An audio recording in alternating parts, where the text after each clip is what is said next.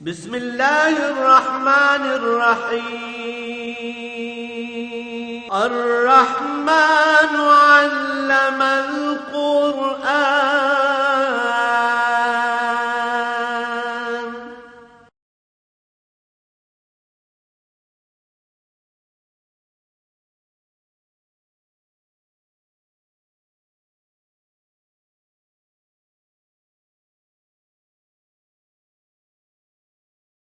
الحمد للہ رب العالمین والصلاة والسلام علی حبیبہ محمد وآلہ وصحبہ اجمعین اعوذ باللہ من الشیطان الرجیم بسم اللہ الرحمن الرحیم لو کان ارضا قریبا وسفرا قاصدا لاتبعوک ولکن بعدت علیہم الشقہ وسیحلفون باللہ لو استطعنا لخرجنا معاکم یؤلکون انفسهم واللہ یعلم انہم لکاذبون عفا اللہ عنک لما اذنت لهم حتی یتبین لک الذین صدقوا وتعلم الکاذبین لا یستأذنک الذین یؤمنون باللہ والیوم الآخر وان یجاہدوا باموالہم وانفسہم واللہ علیم بالمتقین انما یستأذنک الذین لا یؤمنون باللہ والیوم الآخر وارتابت قلوبہم فہم فی ریبہم یترددون ولو اردوا الخروج لعدوا له عدۃ ولکن کرہ اللہ انبعاثہم فثبتہم وقیل اقعدوا مع القاعدین اللہم سبحانک لا علم لنا الا ما علمتنا انک انت العلیم الحکیم مولا یا صلی وسلم دائما ابدا علی حبیبک خیر الخلق کلہم۔ حضور اکرم صلی اللہ علیہ وسلم کی ہجرت فرمانے کی بات ہوئی، جہاد کی بات ہوئی، مجاہدین کی اللہ کریم نے تعریف فرمائی، ان کے بلند درجات کی بات ہوئی، اور پھر ایک طبقے کی بات ہو رہی ہے جسے منافق کہا جاتا ہے۔ منافق کی تعریف یہ ہے کہ بظاہر وہ دعویٰ ایمان کا کرے، لوگوں کو دکھانے کے لیے نماز روزہ یا اعمال میں بھی حصہ لے، لیکن اس کے دل میں اللہ کی توحید اور حضور صلی اللہ علیہ وسلم کی رسالت پہ یقین نہ ہو، دنیاوی فائدے کے لیے مسلمان بنا رہے۔ تو بات چل رہی ہے ان کی، تو جب جہاد کا وقت آیا، غزوہ تبوک کی بات ہو رہی تھی، سینکڑوں میل کا فاصلہ بھی تھا، گرمی کی شدت بھی تھی، فصلیں بھی پک کر تیار تھیں، اور قحط سالی کے بعد بڑی اچھی فصل آئی تھی۔ تو یہ سارے بہانے بنائے ان لوگوں نے۔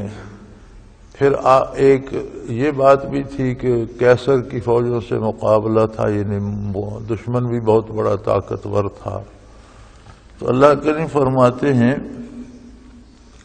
لو کان ارضا قریبا وسفرا قاصدا، اگر مال غنیمت کے آسانی سے مل جانے کی بات ہوتی، یہ خیال ہوتا کہ مال غنیمت آسانی سے ہاتھ آ جائے گا اور سفر بھی کم ہوتا، لاتبعوک، تو یہ لوگ بھی آپ صلی اللہ علیہ وسلم کا اتباع کرتے، آپ کے ساتھ جاتے، ولیکن بعدت علیہم الشقہ، لیکن ان سے مشقت برداشت نہیں ہو رہی، انہیں تو سفر ہی دور دراز معلوم ہونے لگا۔ وَسَيَحْلِفُونَ بِاللَّهِ، اور یہ اس پر اللہ کی قسمیں بھی کھائیں گے، لَوِ اسْتَطَعْنَا لَخَرَجْنَا مَعَكُمْ، کہ اگر ہمارے بس کی بات ہوتی تو ہم ضرور آپ کے ساتھ چلتے۔ یہلکون انفسہم، یہ اپنے آپ کو ہلاکت میں ڈال رہے ہیں، اپنے آپ کو ہلاک کر رہے ہیں۔ واللہ یعلم انہم لکاذبون، اللہ کریم جانتے ہیں کہ یہ جھوٹ بول رہے ہیں۔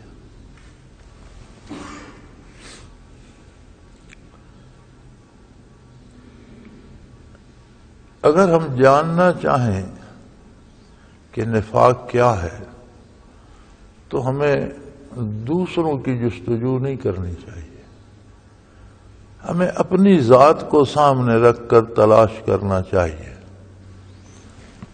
یہ صرف جہاد کی بات نہیں ہے، شریعت پر عمل کرنا ہر حال میں جہاد ہے، اور جہاد بالسیف، توپ سے یا بندوق سے یا تلوار سے لڑائی یا جسے جنگ کہتے ہیں، اس کی بھی ایک شرعی صورت ہے کہ وہ فرض ہو جاتا ہے، اس وقت وہ فرض ہے، اور جب وہ صورتحال نہ ہو تو عین جہاد میں بھی نماز روزہ تو فرض ہے، نمازیں تو جہاد میں بھی پڑھی جاتی ہیں۔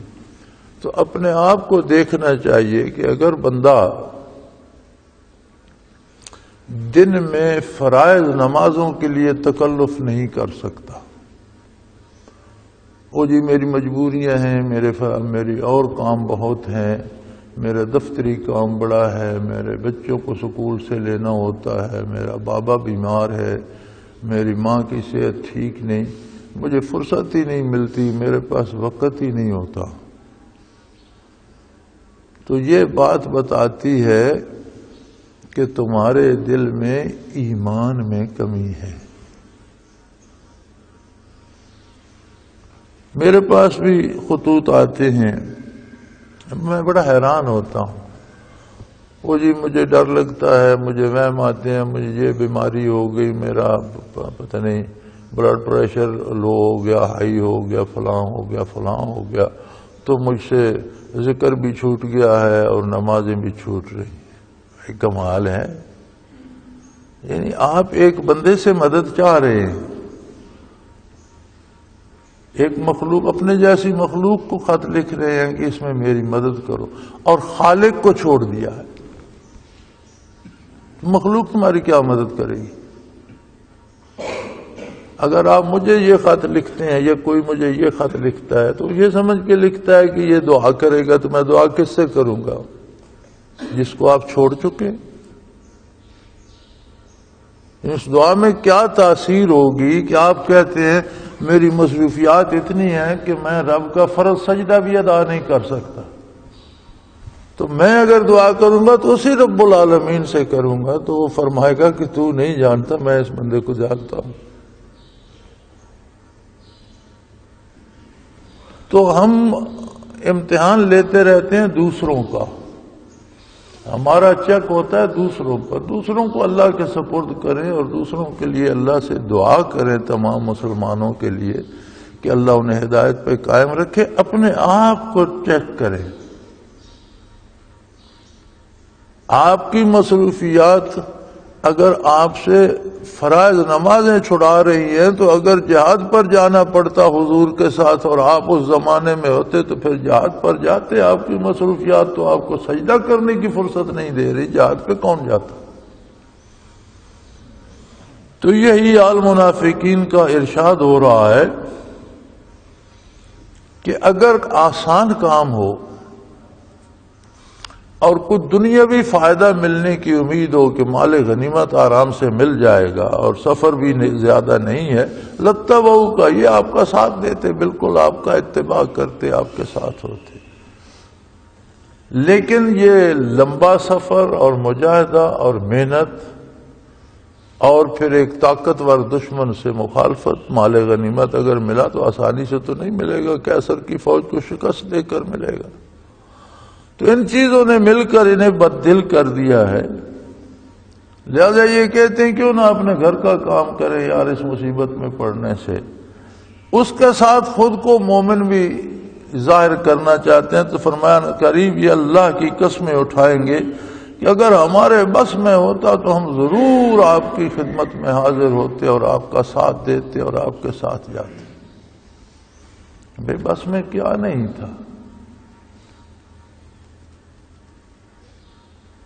اس سارے کا نتیجہ کیا ہے؟ فرمایا یہلکون انفسہم، اپنے آپ کو تباہی میں، ہلاکت میں ڈال رہے ہیں۔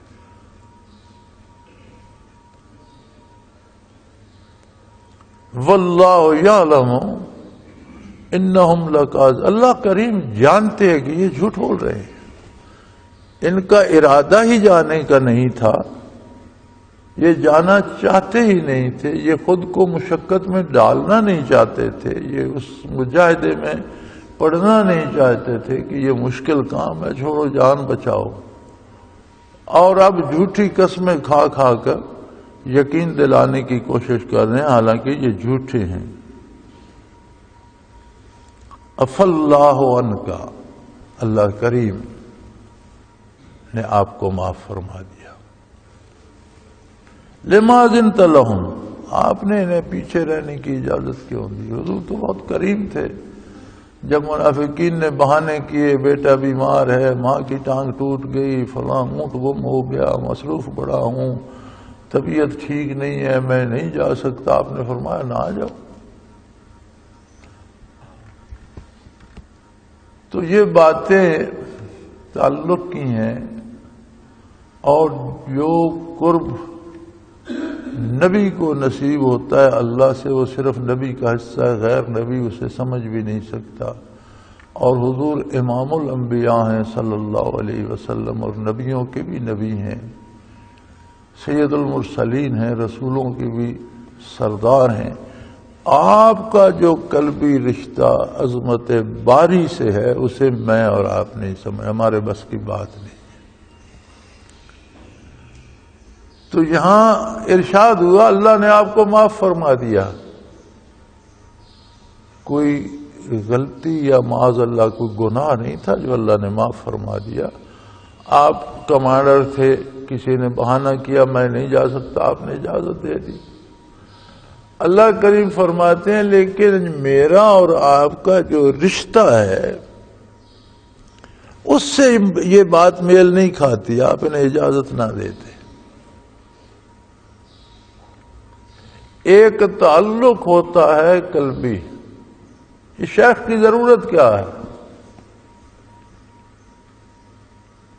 کیا شیخ اس لیے ہے کہ جس کی اولاد نہیں اس کے لیے دعا کرے اسے اولاد مل جائے، بے روزگار کو کوئی تعویذ دے اس کو روزگار مل جائے، مقدمے میں پکڑا ہوا ہے بری ہو جائے؟ یہ تو ہندوؤں کے عقائد ہے، یہ تو غیر مسلموں کے عقیدے ہیں کہ جن بتوں کی وہ پوجا کرتے ہیں ان سے دنیاوی مفاد کی امیدیں وابستہ رکھتے ہیں۔ شیخ کی ضرورت صرف ایک کام کے لیے ہے کہ طالب کے دل کا تعلق اللہ کریم وحدہ لا شریک سے قائم کر دے، اور اس تعلق کی دلیل یہ ہے کہ اس بندے کو اللہ سے حیا آنی شروع ہو جائے، اللہ کی نافرمانی برداشت نہ کرے، اللہ کی اطاعت کرنے کی توفیق ہو جائے، اور حضور حق نصیب ہو جائے، اور اس دنیا کی رنگینیوں میں بھی موت کو دیکھ رہا ہو۔ اگلے دن ایک دوست کا خط تھا، جی مجھے موت ہر وقت یاد آتی ہے۔ میں نے کہا اللہ کا شکر کرو، اس کے لیے تو ساری عمر محنت کی جاتی، ساری محنت تو اسی کے لیے کی جاتی ہے کہ یہ دنیا اور اس کی رنگینیاں موت سے غافل نہ کر دیں۔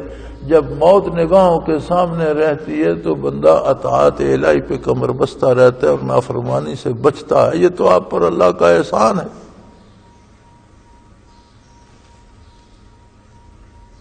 تو یہ وہ منافق وہ لوگ ہیں جن کے سامنے موت نہیں ہوتی بلکہ دنیاوی مفادات ہوتے ہیں، اور اپنے دنیاوی فائدے کے لیے دینی احکام کو نظر انداز کر دیتے ہیں۔ جہاں سے دنیاوی فائدہ ملنا ہو وہاں تو جانے دے دیتے ہیں۔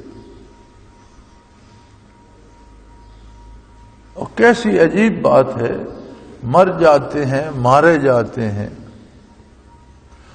سیاستدانوں سے لوگوں کا کیا رشتہ ہے؟ صرف ایک رشتہ ہے کہ یہ بندہ اقتدار میں آئے گا تو مجھے دنیاوی فائدہ پہنچائے گا یا نہیں وہ تو بعد کی بات ہے، لیکن بندے کو یہ امید ہوتی ہے کہ یہ وزیر بن گیا، میں نے بن گیا، ایم پی اے بن گیا تو مجھے دنیاوی فائدہ پہنچے، اس کے لیے تو جانے دے دیتے، خرچ بھی کرتے ہیں، جلوس نکالتے ہیں، پولیس کی لاٹھیاں کھاتے ہیں، جیل چلے جاتے ہیں، نعرے لگاتے ہیں۔ دین کے لیے صرف نماز کے لیے وضو کر کے 2 سجدے نہیں کر سکتے، حلال نہیں کھا سکتے، حرام جمع کرتے رہتے، سود کھانے سے باز نہیں آتے۔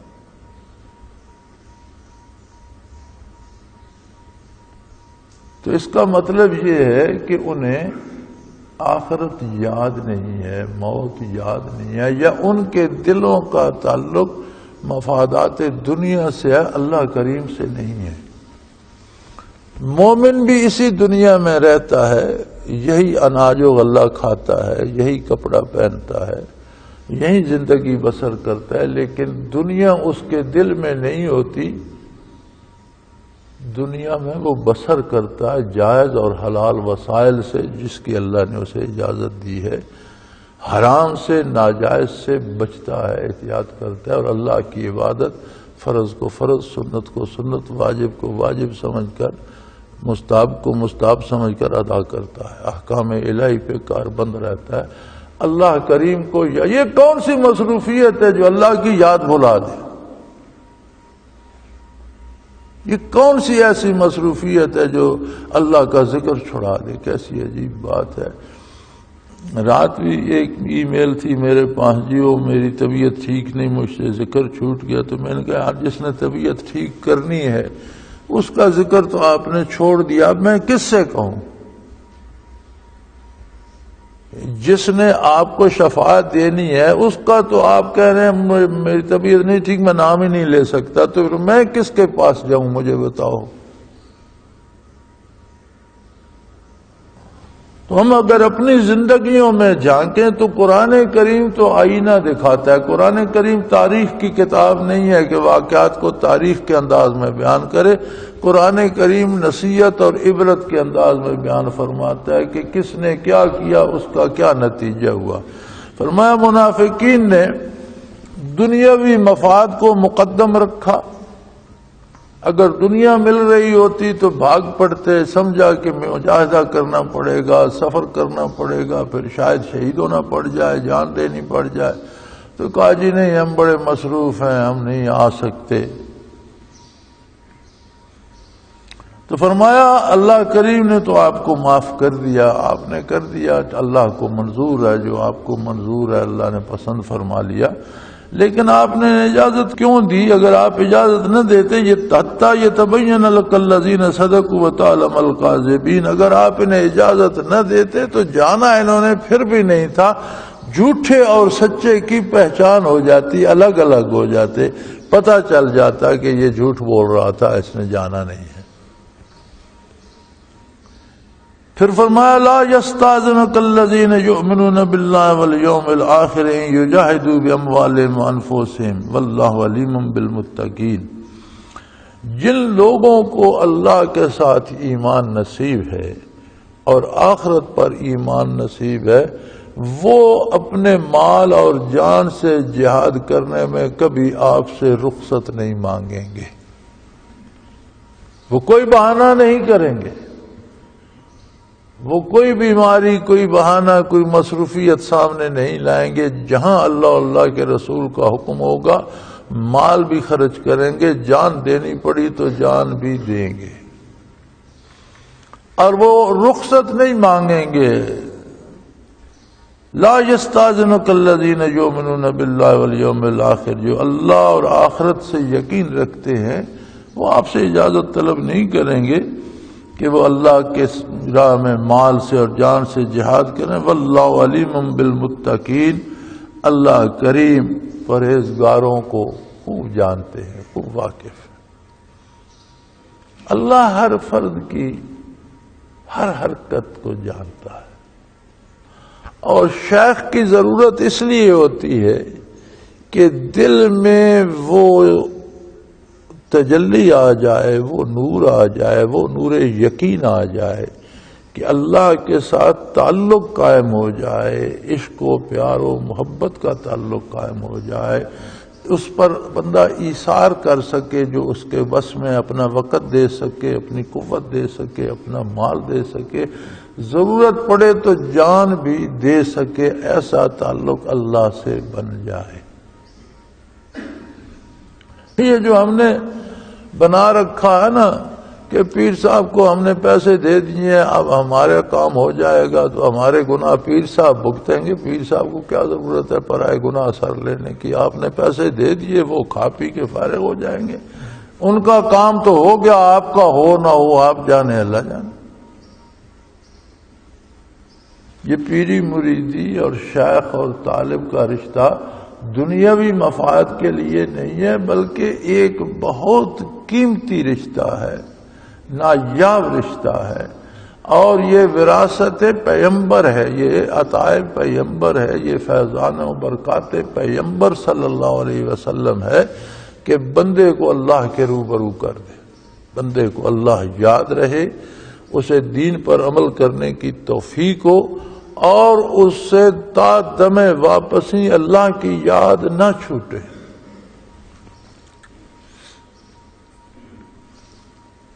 فرمایا جنہیں یہ نعمت نصیب ہے وہ مجاہدے سے، جہاد سے پیچھے نہیں رہتے۔ دیکھیں عجیب بات ہے، علماء کرام یہ بھی فرماتے ہیں اور صحیح فرماتے ہیں کہ تلوار سے جہاد جہاد اصغر ہے، اور اپنے آپ کے خلاف جہاد یعنی خود کو شریعت پہ کاربند رکھنا جہاد اکبر ہے، لیکن وقت کے ساتھ احکام بدلتے رہتے ہیں۔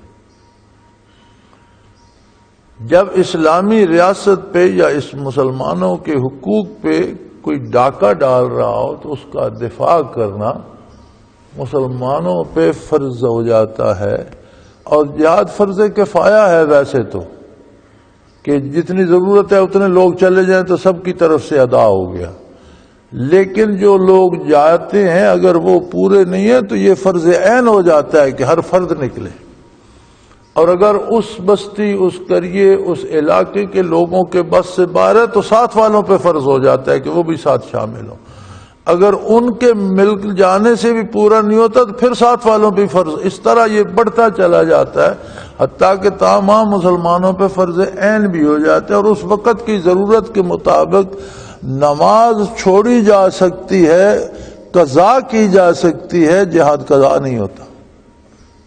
غزوہ خندق میں حضور اکرم صلی اللہ علیہ وآلہ وسلم کی 4 نمازیں یکے بعد دیگرے قضا ہوئیں، 4 نمازیں آپ ادا نہ کر سکے، اس قدر طوفان تھا، جنگ تھی، تیر برس رہے تھے، خندق کے پار سے تیر اندازی ہو رہی تھی، اس طرف سے مسلمان کر رہے تھے، حضور صلی اللہ علیہ وسلم کی 4 نمازیں ادا ہونے سے رہ گئی اور آپ نے قضا فرمائی۔ تو وقت کے لحاظ سے فیصلہ کیا جاتا ہے۔ اگر ایسی صورت آ جائے کہ کفر مسلمانوں کے حقوق پہ ڈاکہ مارنے لگے تو اس کا دفاع فرض عین ہو جاتا ہے، لیکن یہاں ان باتوں کو کون سمجھے گا؟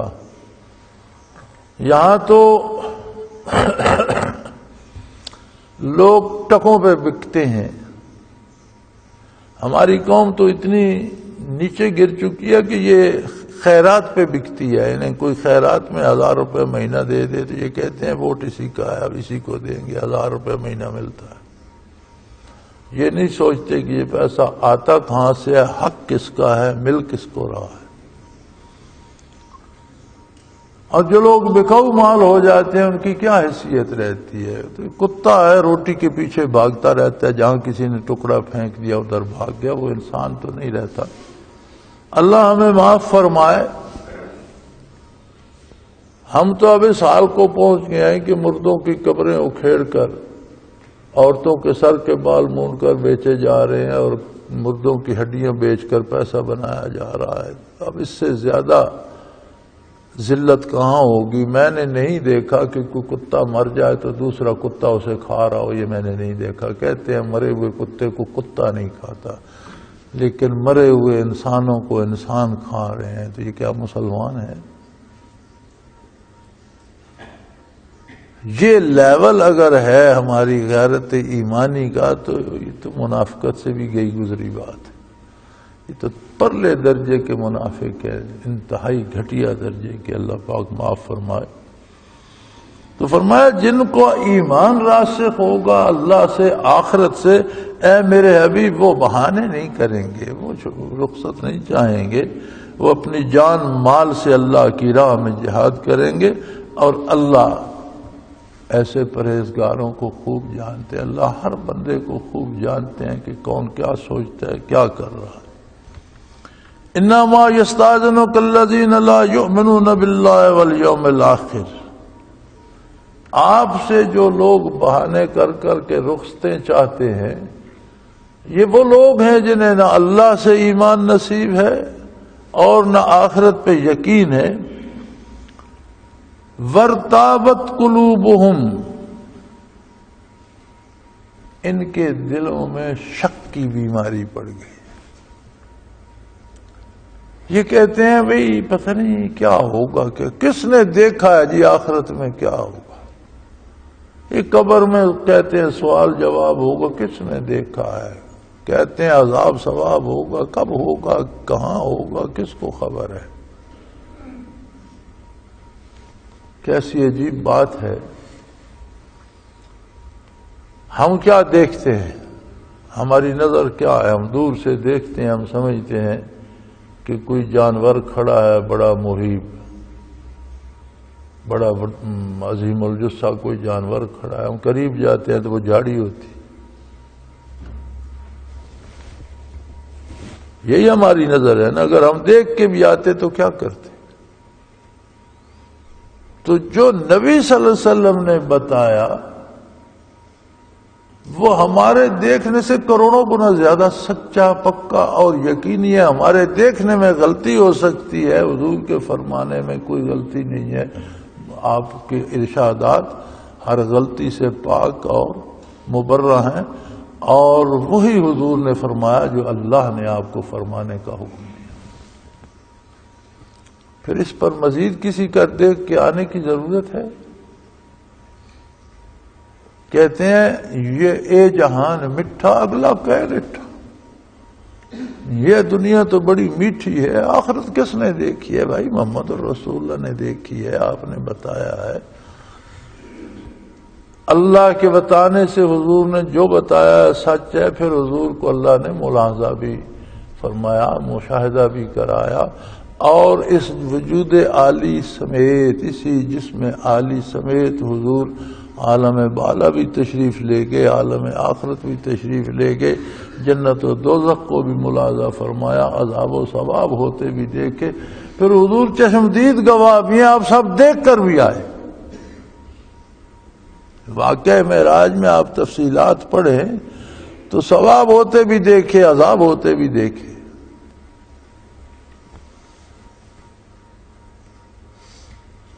یہ بھی فرمایا کہ میں جنت کا ملاحظہ فرما رہا تھا تو مجھے کسی کے چلنے کی آواز آئی، اس کے جوتوں کی، تو میں نے پوچھا یہ کس کے چلنے کی آواز ہے؟ تو عرض کی گئی یا رسول اللہ یہ بلال کے چلنے کی آواز ہے رضی اللہ تعالیٰ عنہ، وہ زمین پہ چل رہے تھے۔ دوزخ میں کیسے کیسے لوگوں کو دیکھا، کیا کیا عذاب دیکھے، واقع معراج میں سیرت و حدیث کی کتابوں میں سارا مل جاتا ہے۔ یعنی اگر آپ کو یہی گواہی چاہیے کہ کوئی دیکھ کر آئے تو حضور دیکھ کر بھی تشریف لائے۔ لیکن بھائی ایمان ہو نا اللہ و اللہ کے رسول کے ساتھ تو بات اب بنے۔ انما یستاذنک الذین لا یؤمنون باللہ والیوم الآخر وارتابت قلوبہم فی ریبہم یترددون، یہ وہ لوگ ہیں جو آپ سے بہانے چھٹی جی میں طبیعت نہیں ٹھیک، ذکر بھی نہیں کر سکتا، نماز کو بڑا دل چاہتا ہے یار لیکن بس فرصت ہی نہیں ملتی، دفتری کام ایسے ہیں، بچوں کی سکولنگ ہے، بیوی بیمار ہے، ماں کا یہ کرنا تھا، باپ کو وہ کہنا تھا، فرصت ہی نہیں ملی۔ فرمایا یہ سارے بہانے ان لوگوں کے ہیں جن کے دلوں میں شک ہے، آخرت میں بھی شک ہے، حساب کتاب میں بھی شک ہے، حضور کی نبوت کے بارے بھی ان میں کے دلوں میں شک ہے، اور اللہ کی توحید اور اللہ کی قدرت کے بارے بھی ان کے دلوں میں شک ہے۔ ان کے دلوں میں شک کا مرض پڑ گیا۔ فَهُمْ فِي رَيْبِهِمْ يَتَرَدَّدُونَ، یہ اپنے اسی شک میں ڈول رہے ہیں، کبھی اس طرف کبھی اس طرف۔ انہیں یقین کی دولت نصیب نہیں ہے۔ اور اسلام میں شیخ اس لیے چاہیے کہ دل شک سے پاک ہو جائے اور یقین کی دولت نصیب ہو جائے۔ اللہ کریم کسی کو مشاہدہ اور کشف عطا کر دے تو اس کا انعام ہے، لیکن ایک بات یاد رکھیں، مشاہدہ اور کشف از قسم ثمرات ہوتا ہے، اجر کی قسم سے ہوتا ہے۔ ایک شخص مجاہدہ کرتا ہے، اللہ کرتا ہے، اسے مشاہدات ہوتے ہیں، تو وہ مشاہدات جتنے اسے ہوتے ہیں اتنا آخرت کے اجر سے وہ خرچ کر رہا ہے، اتنا آخرت میں اسے اجر کم ملے گا، کیونکہ مشاہدات از قسم ثمرات ہیں، اجر ہے۔ تو اپنا کچھ حصہ تو وہ دنیا میں وصول کر رہا ہے نا، کشف کی صورت میں، مشاہدات کی صورت میں۔ میدان حشر میں وہ کہے گا کہ کاش وہ جو میں نے دنیا میں خرچ کیا نہ کیا ہوتا، یہاں کام آتا۔ حضور اکرم صلی اللہ علیہ وسلم فرماتے ہیں کہ جب اعمال تولے جا رہے ہوں گے تو ایک بندے کے فرشتے عرض کریں گے، یا اللہ اس کے اعمال تول گئے، وہ سامنے ترازو ہے، نیکیاں بھی ہیں بدیاں بھی ہیں۔ اللہ فرمائے گا سارے رکھ دیے؟ یا اللہ سارے رکھ دیے۔ فرمایا اس کی کچھ امانتیں میرے پاس بھی ہیں، وہ اس کی نیکی کے پلڑے میں رکھو۔ فرشتے کہتے ہیں یا اللہ ہمیں تو خبر نہیں۔ فرمایا نہیں، اس کے دل سے دعائیں نکلی تھیں وہ میرے پاس ہیں، میں نے دنیا میں اس کی وہ دعائیں پوری نہیں کی تھی، تو میں نے اس کے لیے رکھ لی آخرت کے لیے، آج اس کی وہ دعائیں نیکی کے پلڑے میں رکھ دو۔ تو حضور فرماتے ہیں بڑے بڑے مستجاب الدعا لوگ جو ہیں وہ اس وقت آرزو کاش ہماری کوئی دعا دنیا میں پوری نہ ہوئی ہوتی اور آج وہ ساری یہاں مل جاتی۔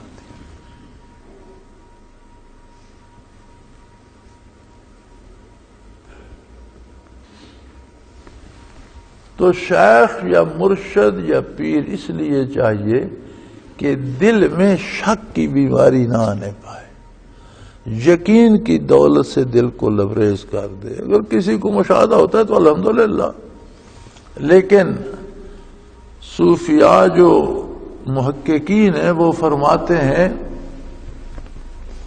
کہ یہ مشاہدات اور کشف کیا ہوتا ہے؟ تلعب بہا اطفال الطریقہ، یہ کھلونے ہوتے ہیں طریقت کے بچوں کو، تصوف اور سیکھنے والے بچوں کو ان سے بہلایا جاتا ہے۔ کمزور لوگوں کو زیادہ مشاہدے ہوتے ہیں، جن کی قوت یقین میں کمزوریوں سے مشاہدہ ہو جاتا ہے، اللہ کریم اس کے قائم رہنے کا ایک سبب بنا دیتے۔ تو فرماتے ہیں یہ تصوف میں بچے ہیں، بچوں کو بہلانے کے لیے یہ کھلونے دے دیے جاتے ہیں۔ تلعب بہا اطفال الطریقہ، طریقت کے بچوں کو ان کھلونوں سے بہلایا جاتا ہے۔ اللہ بڑا کریم ہے کہ چلو کمزور ہے تو لگا ہوا تو ہے میرے ذکر میں، تو اسے کوئی بہانہ بنا دو کہ یہ قائم رہے۔ اس کا مطلب ہے جو محروم ہوتا ہے وہ خود ہی زبردستی ہاتھ چھڑا کر بھاگتا ہے۔ اللہ کسی کو محروم نہیں کرتے، خلوص سے جو بھی لگے اسے وہ کیفیات اور برکات نصیب ہوتی ہیں۔ اور سب سے بڑی پہچان ہمارے پاس، ہماری اپنی پہچان یہ ہے کہ میرے دل میں کتنا یقین آخرت کا ہے، کتنی میں اطاعت کر رہا ہوں اللہ و اللہ کے رسول صلی اللہ علیہ وسلم کی، اور کتنا عمل کر رہا ہوں شریعت پر۔ کیا چند ٹکوں کے لیے پھسل جاتا ہوں یا حرام کے قریب نہیں جاتا، فاقہ سہ لیتا۔ اور شک کی بیماری تو بہت مہلک بیماری ہے۔ آج کل کہتے ہیں کینسر جو ہے یہ بڑی سخت بیماری ہے۔ یہ شک جو ہے یہ ایمانیات کا کینسر ہوتا ہے۔ دلوں میں شک کا آ جانا ایسا ہے، یہ جو بدن کا کینسر ہے اس سے ایمان کا کینسر خطرناک ہوتا ہے، اور یہ ایمان کا کینسر ہوتا ہے شک۔ اور شیخ اس کا طبیب ہوتا ہے، اور چاہیے یہ کہ دلوں کو شک سے پاک کر دے اللہ، اور وہ کیفیات نصیب ہوں جو یقین سے لبریز ہوں۔ تو فرمایا ان کی مصیبت یہ ہے جو آپ سے رخصتیں مانگ رہے ہیں، انہیں اللہ پر ایمان نہیں ہے، آخرت پر ایمان نہیں ہے، اور ان کے دلوں میں شک پڑ گیا ہے، اور یہ اپنے اس شکوک کے طوفان میں ڈول رہے ہیں، ادھر سے ادھر اور ادھر سے ادھر لڑک رہے ہیں۔ وَلَوْ أَرَادُوا الْخُرُوجَ لَأَعَدُّوا لَهُ عُدَّةً، بھی اگر ان کو جانا ہوتا آپ کے ہم رکاب اور کوئی مجبوری پڑ گئی تو اجازت لیتے، تو اس کے لیے انہوں نے تو تیاری تو کی ہوتی، کوئی سامان جمع کیا ہوتا، کوئی کپڑا بستر لتا لیا ہوتا، راشن لیا ہوتا، اسلحہ اٹھایا ہوتا، کوئی اونٹ تیار کیا ہوتا، سواری تیار کی ہوتی۔ لو أرادوا الخروج، اگر جن کا جانے کا ارادہ ہوتا، لأعدوا له عدة، تو انہوں نے اس کے لیے کوئی تیاری تو کی ہوتی۔ انہوں نے تو تیاری بھی نہیں کی، اور صرف رخصتیں مانگ رہے ہیں، جی اجازت دے دیں، ہم مصروف ہیں، ہم آ نہیں سکتے۔ وَلَٰكِن كَرِهَ اللَّهُ انبَعَاثَهُمْ، اصل بات یہ ہے کہ ان کے دلوں میں شک کی بیماری تھی، تو اللہ نے انہیں آپ صلی اللہ علیہ وسلم کی رفاقت سے محروم کر دیا۔ اللہ کو ان کا نکلنا پسند ہی نہیں تھا، منظور ہی نہیں تھا کہ ایسے شکوک و شبہات سے بھرے ہوئے لوگ آپ کے ہم رکاب کیوں ہوں۔ اللہ کو یہ پسند ہی نہیں، کرے اللہ انبعاثہم، ان کا نکلنا اللہ کو ناپسند تھا۔ فثبتہم، اس نے انہیں بٹھا دیا کہ بیٹھے رہو، وقیل اقعدوا مع القاعدین، انہیں فرما دیا کہ جو پیچھے بیٹھنے والے ہیں ان کے ساتھ بیٹھے رہو۔ میرے بھائی، ہم سے نمازیں نہیں چھوٹتی، ہم سے ذکر میں سستی نہیں ہوتی، ہم سے اللہ اللہ نہیں چھوٹتی، ہم سے تلاوت نہیں چھوٹتی، ہم برائیاں ایسی کرتے ہیں کہ وہ چھڑا دیتا ہے۔ ہماری دلوں میں بیماری لگ جاتی ہے شک کی، جہاں شک کی بیماری آ جاتی ہے وہاں اطاعت کے دروازے بند ہونا شروع ہو جاتے ہیں، اور توفیق الہی سلب ہونا شروع ہو جاتی ہے۔ اللہ کسی کی عبادت کا محتاج تو نہیں ہے، ساری دنیا اس کی عبادت چھوڑ دے تو اس کی شان میں کمی نہیں ہوتی، اور ساری دنیا ہر وقت سرو سجود رہے تو اس کی شان میں اضافہ نہیں ہوتا۔ وہ مخلوق کا محتاج نہیں ہے، مخلوق اس کی محتاج۔ تو جب دلوں میں شک آتا ہے عبادات چھوٹنے لگتی ہیں۔ یہ جسمانی بیماریاں تو بہانہ ہے، مجھے زکام ہے میں ذکر نہیں کر سکا، نہیں، زکام سے ذکر نہیں چھوٹا، کوئی دل میں دراڑ آ گئی ہے۔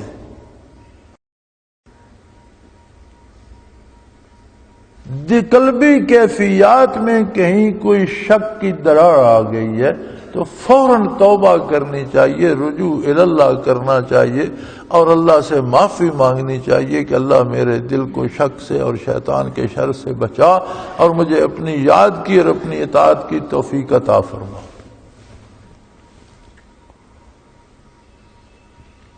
آدمی توبہ کرتا ہے، توبہ کا معنی یہ ہے کہ جو میں کر چکا ہوں میرا اللہ مجھے معاف کر دے، آئندہ میں یہ گناہ نہیں کروں گا، میں یہ غلطی نہیں کروں۔ تو اگلے دن کسی نے پوچھا، غالباً ای میل تھی کمپیوٹر پہ، کہ جی میں توبہ تو کرتا ہوں، پکا ارادہ کرتا ہوں کہ یہ گناہ چھوڑ دوں، مجھے پھر ہو جاتا ہے، میں بڑا شرمندہ ہوں، اب میں کیا کروں؟ میں نے کہا توبہ۔ اور کیا کرنا ہے؟ توبہ ہی کرو یار، ایک بار توڑو گے، دو بار توڑو گے، 10 بار توڑو گے، پھر اللہ کے پاس جاؤ گے تو کبھی تم پہ رحم فرما دے گا، تمہیں نہ توڑنے کی توفیق عطا کر دے گا۔ وہ جو کہا گیا ہے نا، باز آ ہر آنچ ہستی باز آ،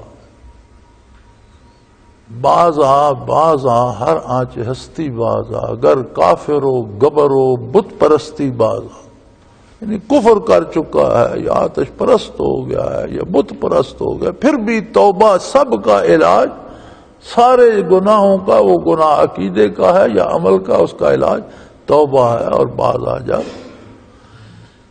ای درگہ ما درگہ نومیدی نیست، یہ میری بارگاہ نا امید ہونے کی جگہ نہیں ہے. 100 بار اگر توبہ شکستی باز، 100 بار بھی توبہ توڑ چکا ہے، اس کا علاج پھر بھی توبہ ہی، پھر واپس آ جا. اور زندگی جب تک ہے تب تک توبہ کی فرصت ہے، لیکن زندگی کا اعتبار نہیں اگلا دم آئے گا یا نہیں. اس انتظار میں نہ رہے کہ خیر ہے کر لوں گا، نہیں، پہلے کر، کوئی پتہ نہیں اگلا سانس آئے گا یا نہیں آئے گا، فرصت ہوگی یا نہیں ہوگی، کوئی لمحہ بچتا بھی ہے یا نہیں. تو جب دل میں شک آتا ہے، یہ ایسا مرض ہے کہ کرے اللہ انبعاثہم، اللہ نے ان کا نکلنا پسند ہی نہیں کیا، یعنی آپ کی اطاعت کی توفیق سلب ہو جاتی ہے. تو میرے جو بھائی فرائض سے بیگانہ ہیں، حلال حرام کی تمیز نہیں کر رہے، انہیں یہ فکر کرنی چاہیے کہ وہ خود نہیں کر رہے یا کسی نے ان سے چھڑا دیا ہے کہ تمہارے دلوں میں تو نور ایمان ہی نہیں ہے، جاؤ باہر ہی بیٹھو، آؤ ہی نہیں میرے در پہ. فکر کی یہ بات ہے کہ جب دل میں شک کی دراڑ آتی ہے تو اللہ کریم توفیق اطاعت سلب فرما لیتے ہیں، اور نبی کریم صلی اللہ علیہ وسلم کا اتباع کرنے سے روک دیتے ہیں، اور فرماتے ہیں جاؤ جہاں بیٹھنے والے بیٹھے ہیں، جو پیچھے رہ جانے میں ان کے ساتھ تم بھی بیٹھے رہو.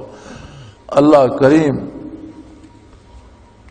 شعور بخشے کہ ہم اپنے آپ کو پہچان سکیں.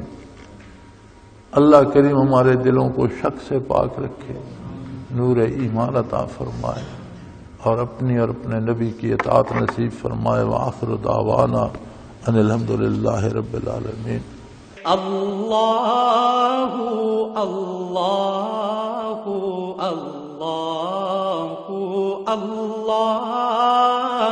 اللہ اللہ اللہ اللہ اللہ. حضرت امیر محمد اکرم آوان مد ذلہ العالی دارالعرفان منارہ ضلع چکوال میں سالہ سال سے قرآن و حدیث کے اوپر خطابات کر رہے ہیں اور سلسلہ نقشبندیہ اویسیہ کے مطابق لوگوں کو ذکر الہی کی تربیت دے رہے ہیں. وہ قرآن پاک کی تفسیر ترتیب وار بیان کر رہے ہیں. تفسیر قرآن کو وہ موجودہ ملکی اور بین الاقوامی حالات کے مطابق بیان کرتے ہیں. موٹر وے سے کلر کہار کے انٹرچینج سے نکلتے ہوئے کلر کہار کی جھیل سے ہوتے ہوئے میانی، بوچھال اور نور پور سے گزرتے ہوئے دارالعرفان منارہ پہنچ سکتے ہیں.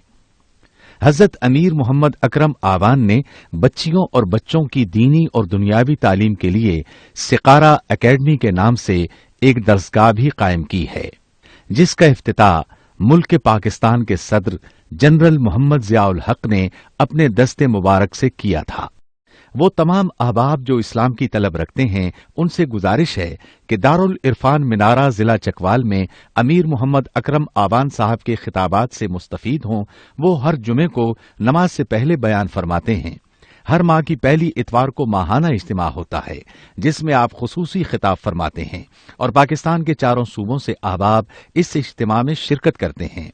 اس کے علاوہ یہاں سال میں 2 مرکزی اجتماعات بھی ہوتے ہیں، ایک رمضان المبارک میں اعتکاف کا اجتماع اور دوسرا جولائی اور اگست میں 40 دن کا اجتماع ہوتا ہے جس میں روحانی تربیت کی جاتی ہے. اپنا خون سیماب دے کر اتنا ہم کر جائیں گے، نام آقا کا چمن میں پھر رقم کر جائیں گے.